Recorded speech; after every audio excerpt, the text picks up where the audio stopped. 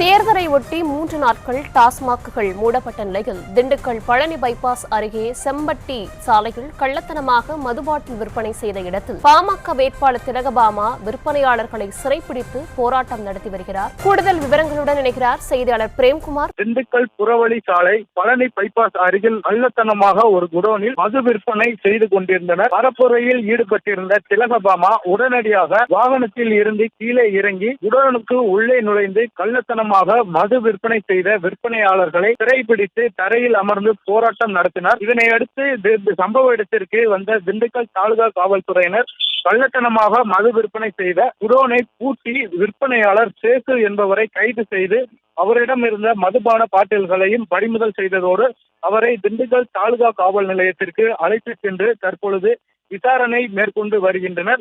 இச்சம்பவம் திண்டுக்கல்லில் பெரும் பரபரப்பை ஏற்படுத்தியுள்ளது.